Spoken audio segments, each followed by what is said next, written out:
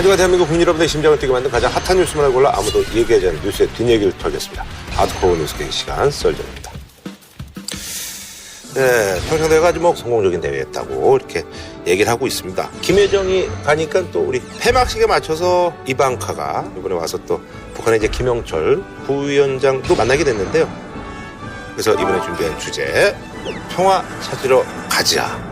평창대회 이후 한반도 정세인데요. 평창대회는 성공적이었다고 네네네. 모든 사람들이 얘기를 네네. 하는. 자유한국당도 그렇게 이제 얘기하고 있죠. 자유한국당이 거기 왜 나와? 그렇게 갑자기. 얘기 안 하는 것 같은데. 그래요? 네. 아니면 이제 걱정을 좀 이제 야권에서 이제 특히 이제 자유한국당 쪽에서 이제 걱정을 좀 많이 했으니까. 올림픽 걱정을 한 게 아니고 거의 저주를 했지. 저렇게 망해라 그렇게 심한 말을. 평양 올림픽이니 뭔 이러면서 망하라 했잖아. 처음에는 네네. 사실 그 우려, 네, 우려를 많이 했죠. 목소리도 좀 예. 있었죠. 어쨌든 대단히 성공적이었다라는 게 이제 많은 분들의 근데 생각이고요. 약간 예. 반전이 있었죠. 이번 평창 올림픽은. 왜냐하면 지난 연말만 하더라도 북한 핵위기, 미사일 위기 뭐 이런 문제도 있고 그래서 일부 지역에서 뭐 우리 선수단을 보낼지를 고민 중이다 이런 나라들도 있었잖아요. 미국에서부터 이제 예. 그런 얘기도 나왔었죠. 그렇게 좀 이거 위험한 지역이고 분쟁 지역이고 뭐 좀 부정적인 인식이 많이 있었는데 네네. 오히려 북한에서 이제 참가도 하고 네. 대표단도 보내고 이러면서 이게 세계 스포츠 뉴스뿐만 아니라 정치 뉴스 톱까지 이렇게 올라오면서 동계올림픽에 대한 관심 자체가 증폭된 면이 좀 있어요. 지금 어쨌든 북미라든지 우리하고 이제 북한하고 이제 대화 어떤 국면이 굉장히 이제 무르익은 그런 상황인데 이 즈음에서 폐막식에 트럼프 이제 장녀, 이제 실권을 쥐고 있는 이방카도 오고요. 그리고 또 이제 대남 강경 노선의 대표 주자인 이 김영철 부위원장이 와서 눈은 안 마주쳤습니다만 옛날에 이제 YS하고 DJ가 어디 행사장 같은 데 가면은 한 분은 이제 이렇게 두루마기 입고 계시고 이제 그게 DJ시고 이제 YS에서 옆에 앉았는데도 이제 눈을 한 번도 안 마주치고 그런 것들이 이제 상징하는 바가 있는데 역시 마찬가지로 이제 눈은 한 번도 안 마주쳤어요. 예. 근데 들리는 얘기에 의하면 또 수행원들 중에 빠져가지고 만났다고 그런 얘기도 있고 자기네들끼리 의사 교환을 했다는 얘기도 있고 그러네요. 예.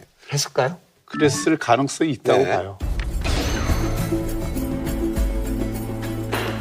그러니까 실무적으로 참여한 사람들이 물밑에서 만났을 가능성들이 보이는 장면들이 몇몇 있었죠. 대표단들이 다 왔는데 일부가 빠져 네네네. 나가 있었다든지. 그러니까 북한 고위급 대표단에 네네. 대미 협상을 담당하는 외교부 실무자가 같이 왔어요. 네네네.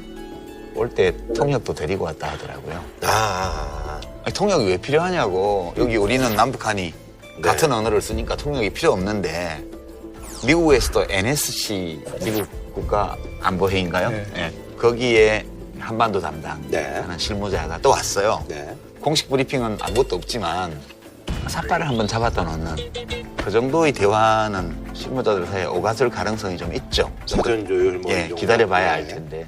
미국 입장에서는 아마 그런 실무적인 대화가 있다 하더라도 북한에게 비핵화 문제에 대해서 전향적인 태도 없이는 네네. 대화를 기대하지 말라라고 하는 메시지를 줬을 가능성이 저는 굉장히 높다고 봅니다. 이방카도 이제 공식적으로 그런 얘기를 네. 했죠. 이제 대북 제재 네. 계속 압박하겠다고 그런 얘기를 했는데. 그리고 또 이방카 방문 중에 미국의 입장에서 가장 강력한 제재를 네네네, 맞습니다. 발표를 했잖아요. 예. 북한의 거래를 돕는 선박이나 이 기업들을 제재 명단에 대거 이제 포함을 시켜서 사실상 해상 차단 효과를 노리는 거거든요. 그러니까 대북 제재의 망을 확장하겠다는 의지를 보여준 거죠. 그런 면에서의 어떤 대화의 선결 조건 네네. 이런 것들을 굉장히 강조를 했다고 보고요. 네. 이방카도 문 대통령하고의 만남에서도 그 메시지를 전한 것으로 알고 있습니다. 이분이 근데 그냥 쉽게 얘기해서 애드립을 칠 정도였던 실권은 아니죠. 그냥 아니죠. 전달된 메시지만. 네. 그렇죠. 근데 이제 그 이방카의 남편 쿠시너가 네. 백악관에서는 트럼프 대통령이 가장 믿고 이야기할 수 있는 선임의 네. 그 보좌관이죠. 그러니까 괜찮았던 것 같아요. 제 생각에는 네. 김여정이 김정은 국무위원장의 특사로 왔어요. 네네. 근데 그냥 특사가 아니고 여동생이잖아요. 근데 이제 우리 생각에는 우리나라 대통령이 여동생을 특사로 어디 보낸다 그러면 난리가 날 거예요. 무슨 그런 게 있냐고 민주주의 국가에서. 근데 여하튼 북한은 3대 세습하는 나라니까 그렇다 쳐요. 미국도 참 재밌죠? 아니 우리나라 대통령이 딸하고 사위를 무슨 청와대에 무슨 보좌관 자리를 줬다 그러면 어떻게 되겠어요? 그러니까 미국의 역사에서도 사실 선례를 찾아보기 좀 힘든 그러니까요. 경우죠.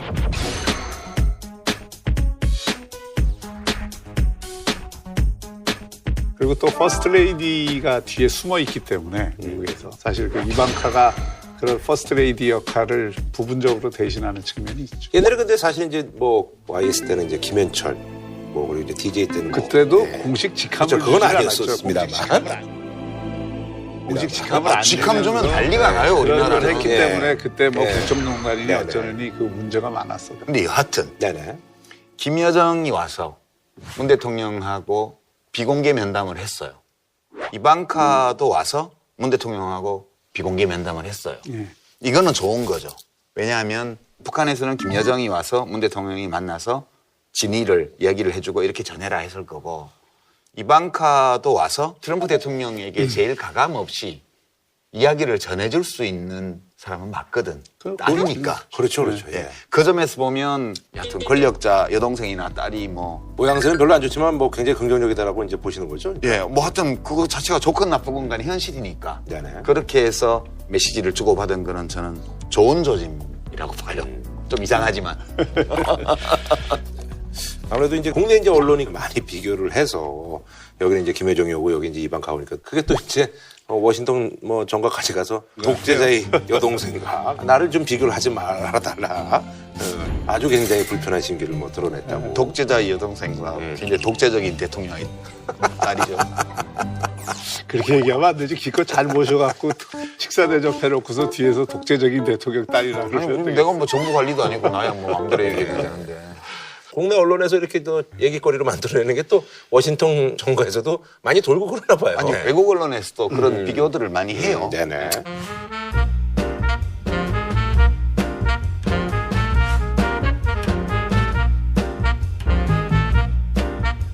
재밌잖아요. 외신들 입장에서요. 그냥 뭐 다 언론들이 다 옐로우 페이퍼 성격이 좀씩 들어 있으니까. 그렇죠, 그렇죠. 예.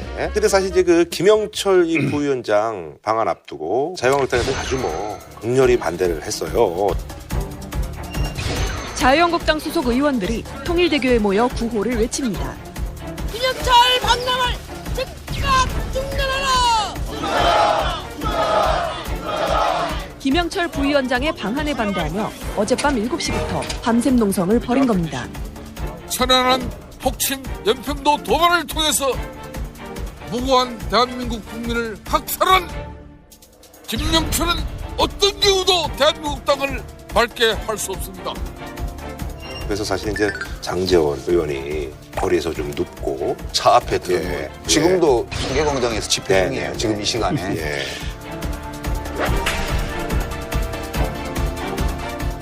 자유한국당이 어떻게 정치적 행위를 했느냐 이거에 대해서는 뭐 변론으로 하고 네네. 김영철 부위원장이 오는 데 대해서 정부가 대하는 입장이 적절했느냐에 대해서는 저는 이의 있다고 생각합니다. 아, 그래요? 예, 예.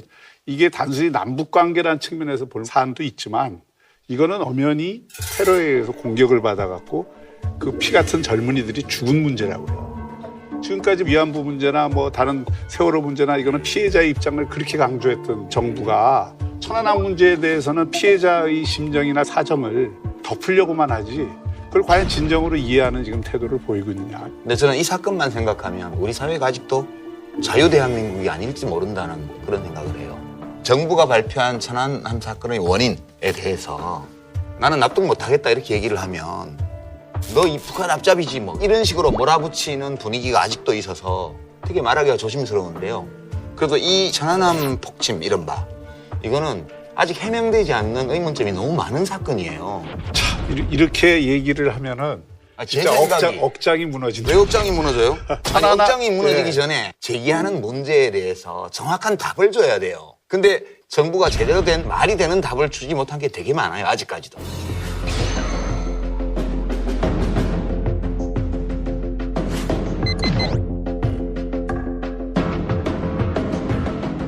지금 이 김영철의 방안에 대해서 문제 제기를 북한에 한마디도 안 하는 배경에는 천안함 사건이 지금 일부에서 얘기하는 것처럼 자작극이라든지 네. 북한의 소행이 아니라든지 아니. 그런 어떤 문제 제기를 하는 부분들이 있잖아요. 아니 사람들이. 그러니까 지금 그 문제 제기를 그렇게 받아들이시니까 문제가 네. 되는 거예요. 왜냐하면 정부의 발표를 믿기에는 이런 의문이 있습니다라고 얘기를 할 때 천안함은 다 거기에 증명이 돼 있고 증명 안 됐습니다. 국제조사단이 그 당시 이런 문제 제기들이 있었기 때문에 그때 천안함을 우리 정부가 조사를 하면은 사고 원인 규명에 대해서 객관적으로 안 된다고 해서 일부러 국제적인 조사단을 꾸렸어요.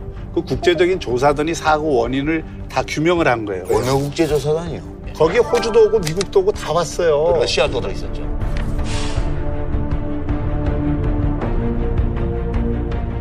근데 그게 합의가 안 됐잖아요. 그래서 유엔 결의안도 우리 정부가 원하는 대로 처리가 안 됐어요. 유엔 결의안도.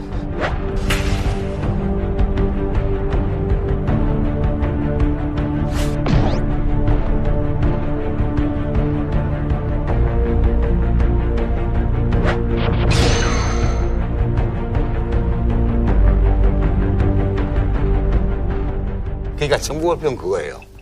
북한 잠수정이 와서 어뢰로 때려서 어뢰가 터져서 버벌이 올라오면서 그 배가 쪼개졌다는 거 아니에요. 그리고 증거는 그 녹슨 어뢰의 부품.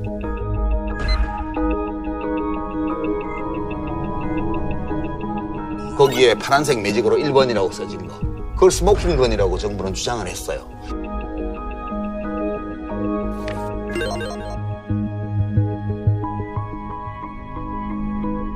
저는 그 못 받아들이겠다는 거예요.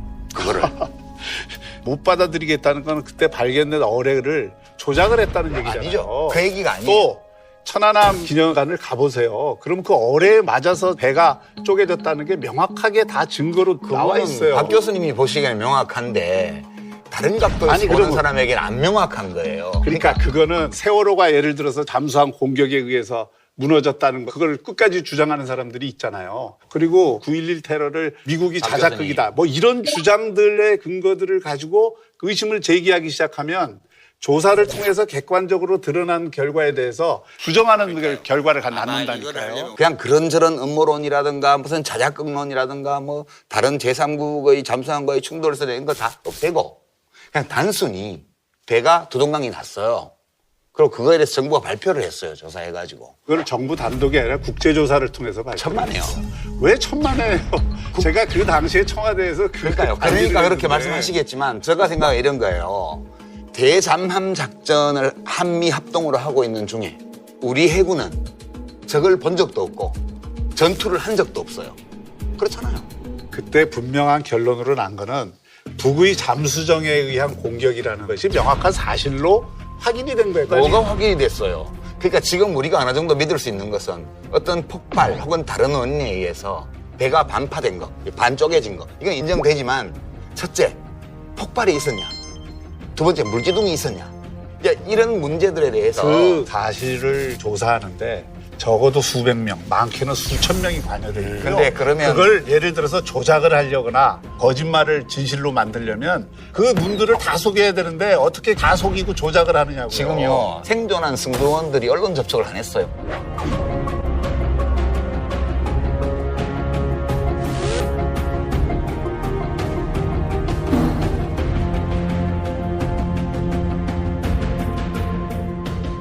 우리 정부의 입장이 과거에 그랬고 지금 그걸 부정하지 않죠. 지금 정부도. 천안함 사건은 북의 소행이고 그런 짓을 저지르는 북한의 조직은 정찰국이고 그럼 정찰국장은 그 당시에 김영철이었으니 그리고 그 잠수정을 가지고 있던 소속이 정찰국 소속이기 때문에 아니 그러니까 제가 김영철을 하는 얘기가 지목하는 거죠. 뭐 그때 정부가 다 거짓말을 했던 뜻이 아니고 그 천안함 사건 문제는 여전히 남북 사이에 니들이 했지 우리 안 했다라는 분쟁이 있는 사안이에요. 여기에 대해서 제가 얘기한 건 북한 말이 맞다는 게 아니고 우리 정부의 진상조사 발표 내용 중에 합리적이라고 우리가 여길 수 있는 많은 의문이 제기되었고 그 점에 대해서 정부가 한 번도 제대로 우리 유 해명한 작가님이 적이 없다는 그거에 거예요. 대해서 해명 안 했다 그러지만 그 해명은 다 돼 있어요. 그러니까 안 그 됐어요. 국방부 조사나 관계자들한테 해명을 들으시면 돼요. 그걸 안 보려고 저도 그러니까 그렇지. 들었습니다. 심지어는 뭐 네이처지에까지 이 문제가 논쟁이 되잖아요. 어떻게 대한민국 정부를 그렇게 안 믿고 일부 제기된 의문을 가지고 전부 이야기를 하세요. 박 교수님, 대한민국 정부를 안 믿는다 이렇게 말씀하시지 말고 대한민국 정부가 발표한 내용 중에 합리적인 의문이 남아있다. 그 정도로 정리하시죠. 그렇죠. 제가 얘기하는 네, 그런 거예요. 합리적인 의문은 제기를 할 수가 예, 있죠. 그럼요. 있고 예. 그거에 대해서 답변을 들을 필요가 있지만 북한의 정찰국 소속의 잠수정이 와서 때려갖고 숭고한 젊은이들이 목숨을 잃었다고 하는 거잖아요. 그러면 김영철이 정찰국장이기 때문에 그 목숨을 잃은 거에 대해서 책임이 있는 사람이란 말이에요. 근데 이제 그 주장이 완전히 입증된 주장은 아니라는 얘기예요. 이건 이런 거잖아요. 지금 동네에서 원수처럼 지내는 집에서 누군가를 시켜갖고 우리 집 생태 같은 아이를 죽였어요. 근데 마침 우리 집에 경사가 있어서 잔치를 하는데 우리 생태 같은 자식을 죽인 사람, 그걸 지시한 사람이 그 문제에 대해서 이런 방구하지 않고 손님으로 와서 식사 대접을 받는 거잖아요. 네. 그러면 이 집안 사람들이 가만히 있겠느냐고요. 그걸 그렇게 믿고 있는 사람들이, 그 관계자들이 가만히 있겠느냐고요. 그러니까 피해자의 입장에서 생각을 해보자 이게.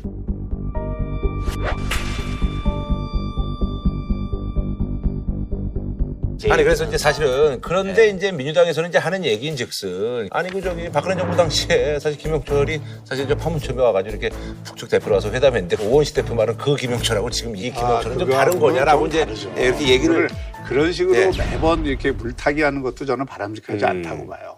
저는 김영철의 방문이 통일전선 부장이 통일전선 전략을 제일 잘 쓰고 있다고 생각해요.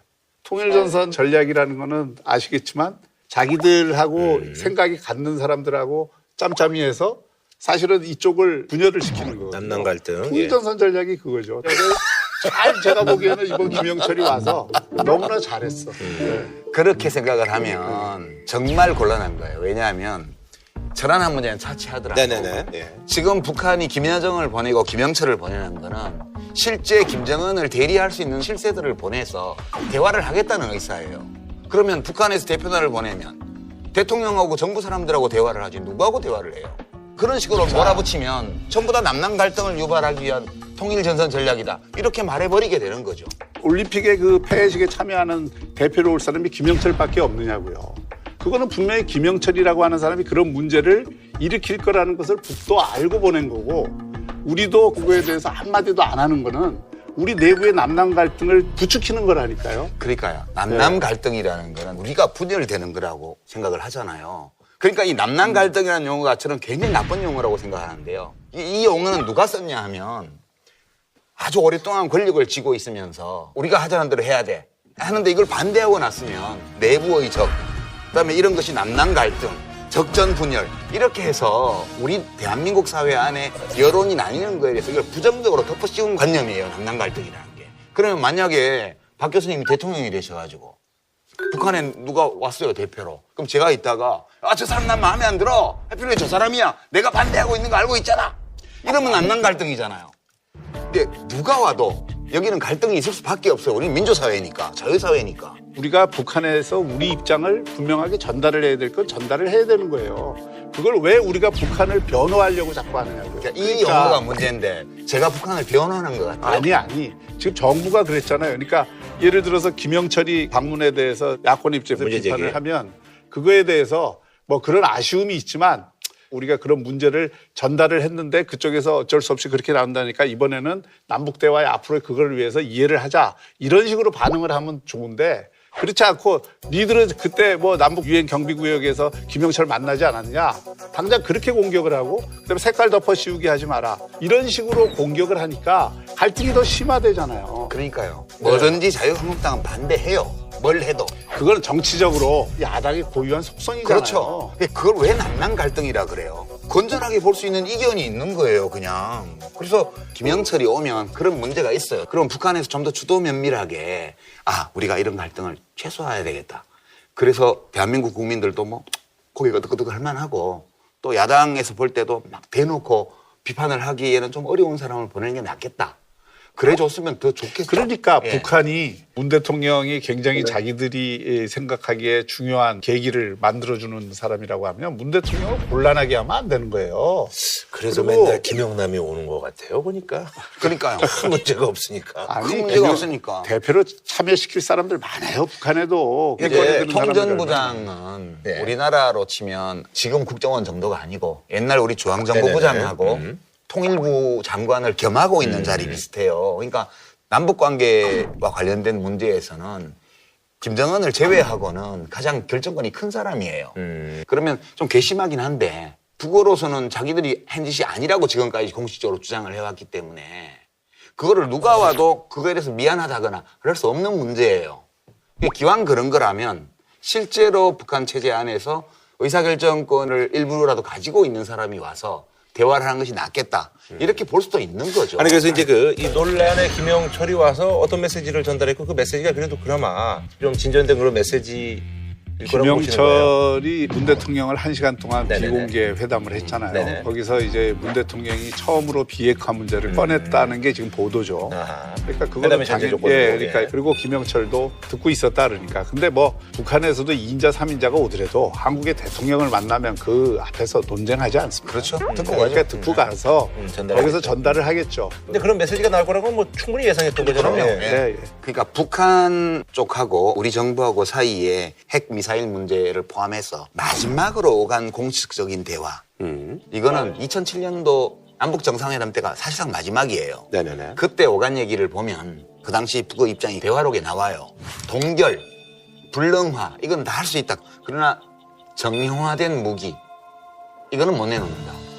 왜냐하면 정전협정 상태고 미국은 우리의 교전 상대국인데 교전 상대국에게 나의 무기를 사찰받는 거는 있을 수 없다. 이게 북한의 입장이었어요. 그 네네네. 당시에. 그리고 지금 여지부동 그렇게 있을 거거든요. 그래서 그 문제에 관해서 문재인 대통령이 뭔가 얘기를 했을 것 같아요. 그러니까 이제 트럼프 대통령이 이 제재들이 효과가 없으면은 2단계로 갈 네. 수밖에 없다 그랬잖아요. 근데 그 2단계는 매우 거칠거나 전 세계에 불행할 수도 있다. 이렇게 그 이야기를 했어요. 그러니까 이거는 이제 트럼프 입장에서는 마지막 홍보를 한 거나 다름이 없다고 봐요. 시간이 별로 없는 거예요. 특히 4월에는 한미연합 훈련이 또 네네네. 돼 있고. 그래서 저는 북한의 의미 있는 행동이 나오면 3월에 나와야 된다. 이런 생각을 갖고 있거든요. 그러니까 아마 한국 정부의 고위 관료들도 그런 입장을 전했을 가능성이 높다고 봐야죠. 그러니까 김정은은 아직 권력자로서는 국제 경험이 없죠. 중국도 안 갔으니까요. 예. 지금 7년 차인가요? 집권 이후에 외교 경험도 한 번도 없고 만나본 적이 없죠. 그다음에 이 핵 미사일 문제를 가지고 협상을 해본 적도 없어요. 이제 김정은의 집권 기간 내내 북미 관계는 계속 나빴고 한쪽으로 핵 미사일 실험을 계속해왔고 이게 김정은으로서도 지금 국면을 처음으로 바꿔보는 건데 이제 지금 이 말씀은 일리가 있다고 봐요. 저는 문 대통령이 너무 오래 생각하지 마라. 그렇죠. 그리고 트럼프 대통령이 군사적인 힘을 행사하기 시작하면 정말 당신들이 못 당한다. 그거는. 그래서 우리가 중간에 들어서 북미 관계를 협상을 통해서 문제를 풀어갈 수 있도록 최대한 분위기를 만들어 볼 테니 귀하들이 이러이러한 결단을 하시오. 라는 메시지를 줬을 거예요. 근데 이제 김정은의 결정 이런 것들 한번 기다려봐야 될 거예요. 그러니까 이제 북한이 공식적으로는 노동신문을 통해서 김영철 방문 이전에 비핵화를 바라는 것은 바닷물이 마르기를 기대하는 것 같다. 뭐 이런 이제 이 공식적 입장 지금 갖고 있고 또 김정은의 입장에서 그런 거 아니겠어요? 문재인 대통령이 운전석에 끌고 가려고 하는데 사실은 자기가 운전석에 앉기를 바라는 거거든요. 아니면 이리 가라 저리 가라 지금 마치 택시 승객처럼 그렇게 하고 싶은 욕망들이 있을 거예요. 그러니까 이제 문재인 대통령이 중재를 한다면 김정은이 섣불리 운전하려고 하는 생각들을 정리하게 해주고 지금은 네가 운전할 때가 아니고 괜히 이러쿵저러쿵 잔소리하지 말고 좀 내가 하자는 대로 좀 해. 그렇죠, 해. 이 메시지를 전해야 된다. 예, 알겠습니다. 자, 그러면 한 줄로 평으로 좀 정리를 한 줄 하고. 평은 예. 북한의 공식 명칭이 조선민주주의 인민공화국이에요. 민주주의는 안 하지만 네. 국호는 그래요. 그러니까 김정은 국무위원장으로서 그런 마음을 가졌으면 좋겠다는 뜻에서 한 줄로 평을 할게요. 계몽군주가 되시오. 네. 저는 김정은에게 운전석 양보하면 안 됩니다. 예, 알겠습니다. 자, 이 소식을 좀 짚어봐야 될 것 같은데요. 뭐 다스 관련 소식입니다. 아무래도 이제 뭐 평창 올림픽 끝나면 뭐 여기저기 예측이 이제 이명박 전 대통령이 이제 검찰 소환이 뭐 임박한 게 아니냐. 그래서 아들도 사실은 뭐 조사를 받았고 그리고 지금 사위도 지금 이제 검찰에서 이제 뭐 수사가 들어간 그런 상황이거든요. 그래서 압수수색을. 네네. 예, 근데 검찰이 이제 이명박 대통령이 재산관리인으로 이제 뭐 지목되고 있는 이병모 청계재단 사무국장 구속영장을 청구를 하면서 이명박 대통령을 이제 다스의 실주주라고 이렇게 썼네요. 그러니까 지금 그 해석을 하자면 실주주라고 하는 얘기는 대지주의 지분이 차명 소유라고 하는 증거를 갖고 있거나 네네네. 그렇지 않다 그러면 법적 주식은 갖고 있지 않지만 실제로 사실상 지배하는. 대주주로 행세를 했다. 아하. 이렇게 검찰은 이해하고 있다는 거 아니에요? 그 둘 중에 하나일 텐데 네네네. 뭔지는 뭐 분명치 않죠. 근데 그러니까 실제 혐의를 알려면 훨씬 더 기다려야 돼요. 지금 언론에서 보도하고 있는 네네. 관계자들, 청계재단 사무국장이나 김백준 총무기획관 이런 분들이 가서 이명박 대통령에게 불리해 보이는 진술을 한 걸로 언론에 보도되어 있고, 그러니까 이제 이명박 대통령 측에서는 자기가 살려고 그랬다. 뭐. 네네네. 다스 내가 아니다. 이제 이명박 대통령 게 아니다. 이런 MB 측이라는 제목으로 보도가 되고 있는 거는 저는 검찰에서 이제 진행되고 있는 조사 내용의 아주 일부일 가능성이 많다고 봐요. 다가 아니고요.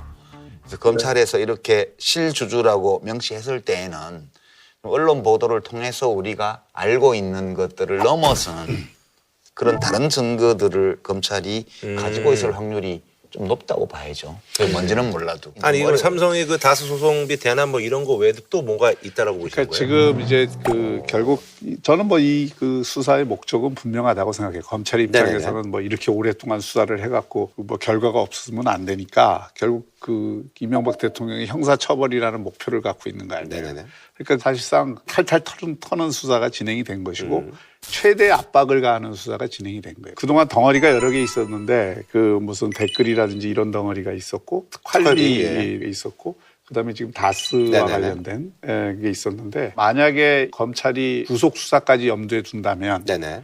댓글이나 특활비는 이건 좀 모호한 점들이 네네네. 굉장히 많고 그동안 수사 진행 상황을 보더라도 지난번에 장다사로 기획관이 구속영장이 기각이 됐잖아요. 네네네. 실제로 그 내용을 보면은 상당히 좀 무리한 내용들이 있어요. 예를 들어서 뭐 10,000원짜리로 10억을 여론조사 비용으로 서울역 앞에서 받았다는데 그게 키로수로 따지니까 105kg 정도 되는데 그걸 그 대낮에 어떻게 받느냐 이거죠. 그러니까 이런 거에 대한 소명이 충분치 않기 때문에 기각이 됐거든요. 네네네. 그걸 갖고 전직 대통령을 구속까지 하기에는 굉장히 어렵잖아요. 그러면 나머지는 다스거든요. 그러니까 다스의 실소유자임을 증명을 하고 그래서 그 이명박 책임을 물을 대통령의 수 있다. 책임으로 물을 수 있는 이런 어떤 수사 구조를 가지고 지금 접근을 하고 있다고 보여요. 그러니까 접근을 어떻게 하든 객관적으로 볼 때 이 일 흐름이 그렇게 가고 있어요. 네. 지금 그 연쇄가 보면 최초에 그 포스코하고 거래했던 도곡동 땅 매각 대금. 네네네. 도곡동 땅이 출발이에요, 돈이. 여기서 이제 150억 나온 걸로 이제 다스 주식을 이상한 씨가 취득하는 데도 썼고, 근데 다른 데도 쓰인 흔적이 있는데 그걸 누가 썼냐 이렇게 봤더니 이제 뭐 이명박 대통령 아드님이 가져다 썼다든가 뭐 이명박 대통령 쪽에서 썼다든가 이제 이런 얘기들이 한쪽으로.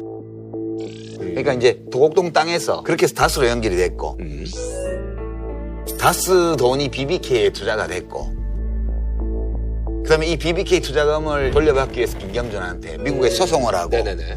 이 소송을 하는데 들어가는 소송 비용을 삼성이 대납을 하고. 김백준 총무기획관이 이명박 대통령한테 그 관련 보고하기 위해서 만든 문건도 지금 영포 빌딩에서 나왔다 그러고 삼성에서 이제 매월 12만 5천 불씩 소송 기간 동안에 진행이 됐다는 거예요.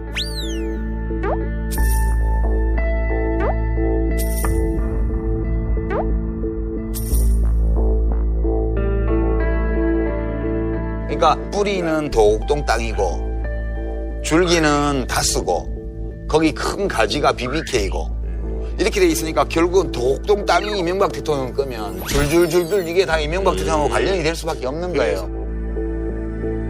그래서 도곡동 땅의 실소유주가 누구냐를 밝히는데 그동안 주력을 해왔고 그게 이제 그렇죠. 이명박 대통령이라는 결론에 이르는 거예요. 이제 그건 이제 검찰에서 그러니까 앞으로 지금, 입증을 해야 해야죠. 되는 근데 검찰로서는 자신감을 가지고 입증할 수 있을 정도로 증거와 증언들이 모였다.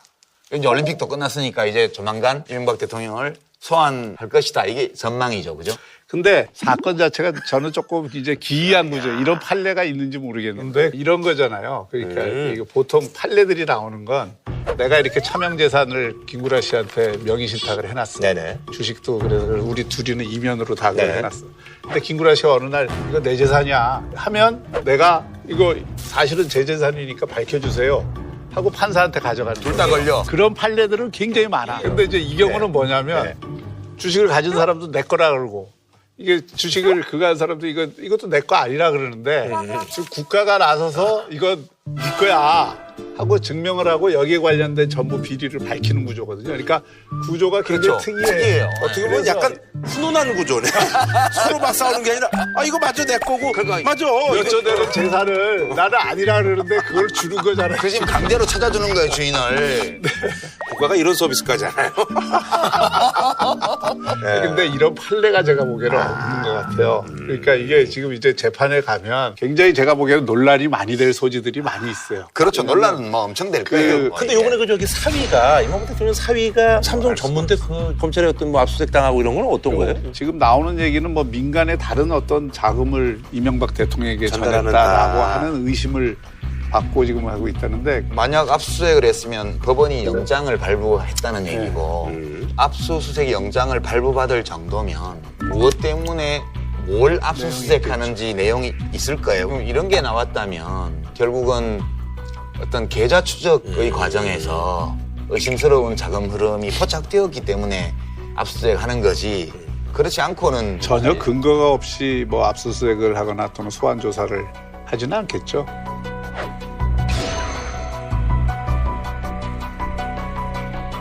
그러면 뭐 이명박 대통령한테 이제 가고 있는 것은 뭐 당연한 거고서 이제 뭐 법률적인 대응을 하려고 이제 팀도 꾸리셨다고 하는데 앞으로 뭐 예상을 해본다면 뭐 지금부터는 이 법리 이 논쟁이 굉장히 심해질 것 같기 때문에 긴 진실 게임이 시작됐다 이렇게 저는 봅니다. 근데 소환은 곧 팔이 고탈이라고 보세요. 네.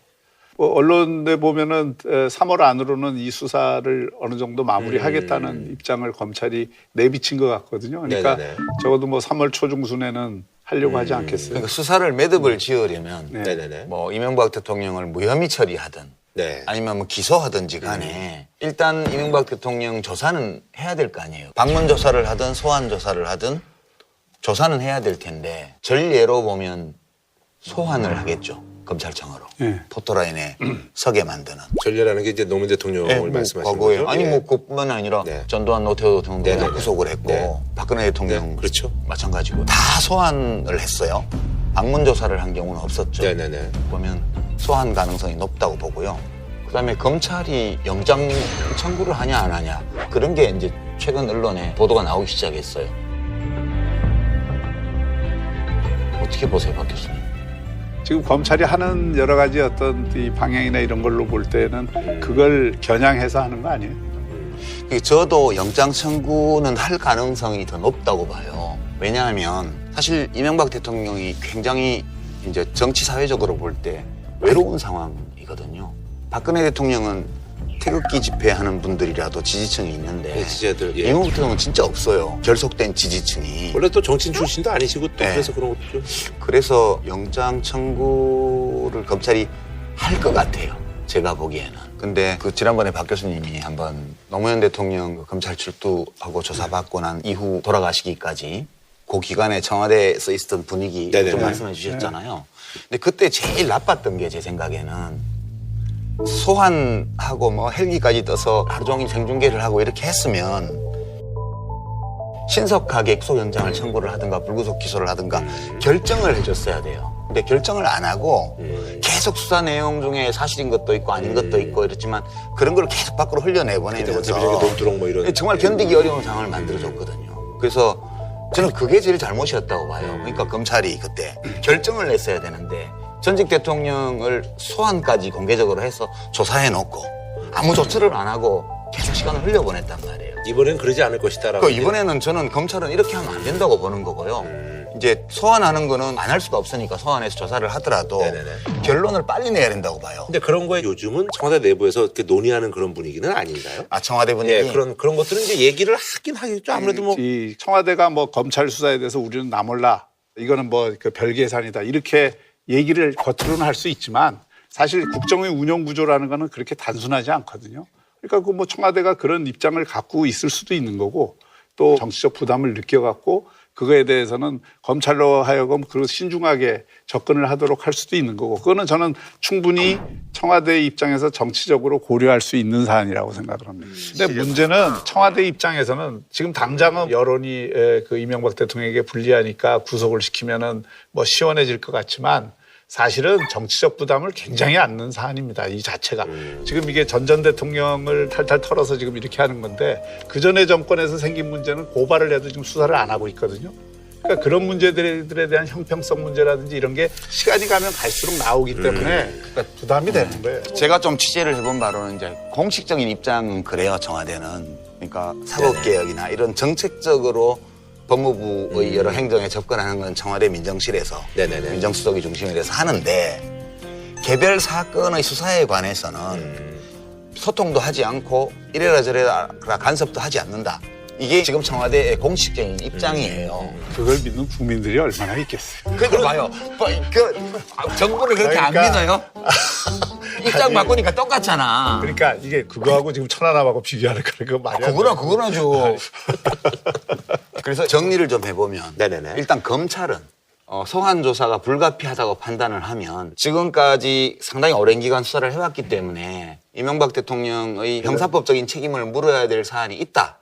이렇게 판단을 했으면 수사를 최대한 신속하게 해가지고 매듭을 짓고 네. 그다음에 본인을 소환해서 조사를 하고요. 불구속 기소를 할지 네네. 불기소를 할지 뭐 구속영장을 청구할지를 네네. 빨리 결정해야 된다고 봐요. 그게 제가 검찰에 바라는 거고 두 번째는 이게 되게 미묘한 문제인데요. 그러니까 그 당시 약 3주가 갔잖아요. 대통령이 검찰에 소환되고 스스로 목숨을 끊을 때까지 약 3주 가까운 시간이 갔거든요. 그때 청와대 내에서 뭐 구속을 하면 안 된다든가 이런 기류가 있었다면 왜 이명박 대통령이 아무 조처를 안 취했어요 그때? 그러니까 저도 좀 그게 좀 궁금하긴 하네요. 왜냐면 뭐 집권 초기 그러니까 아무래도 힘이 있으실 텐데. 참고를 해야 된다고 왜 지금 정부가 청와대가 검찰 수사를 하고 지금 그런 비극이 일어나기까지 시간이 있었다고 하는데 그런 어떤 방침을 결정하고 이러는 데는 검찰도 굉장히 고민스러웠던 거고 청와대도 굉장히 고민스러웠다고 볼 수가 있겠죠. 그 검찰의 기류가 검찰의 기류구는 네. 그 당시에 이 굉장히 구속 수사를 해야 된다는 굉장히 근데 그게 이제 강경한 컨트롤이 그 당시에는 안 입장이 됐던 거였어요. 청와대에서는 그래서는 안 된다는 입장이 있었고 또 그런 일이 벌어질 거라고는 누구도 예상을 못했으니까 지금 말씀하신 게 맞아요. 차라리 그때 빨리 결정을 그렇죠. 해줬다면 그런 비극이 없었을 거예요. 그러면 법리투쟁으로 들어가니까 예, 바로. 예, 예. 그러니까 그런 과정에서 그 조율을 하는데 시간이 상당히 쓰였다. 특히 불구속 기소를 한다 그러면 여러 가지 어떤 보강 수사라든지 이런 걸 통해서 그 기소를 하게 되잖아요. 그러니까 그게 그 끝이 시간이 없는 거예요. 필요한 그렇게 거죠. 하면 끝이 없어요. 그러니까 만약 검찰이 이명박 대통령을 소환해서 조사까지 했는데 그런데도 애매하다. 그러면 빨리 불구속 기소를 해야 되는 거예요. 그런 불확실성을 제거를 해줘야 돼요. 왜냐하면 조사받는 피의자의 입장에서 보게 되면 불확실성만큼 견디기 힘든 게 없잖아요. 예. 앞으로도 계속 주변을 털 건지. 뭐 이런 것들 때문에 인간적인 죄책감, 괴로움 이런 것들이 계속 중첩돼 가요. 되도록 신속히 하고 빨리빨리 결정해야 된다는 거고 제가 이제 그 당시 이명박 대통령이 왜 아무것도 안 하시냐고 여쭤본 거는 대통령이나 법무장관이 개별 사건 수사지를 할 수 없어요. 근데 검찰총장을 통해서 예외적으로는 할 수 있는 법적인 길이 있는데 저는 그때 그 상황을 지켜보면서 이거를 빨리 결정을 해줘야 되는데 왜 이렇게 시간을 계속 끌면서 이렇게 하지? 그게 그냥 이상했거든요.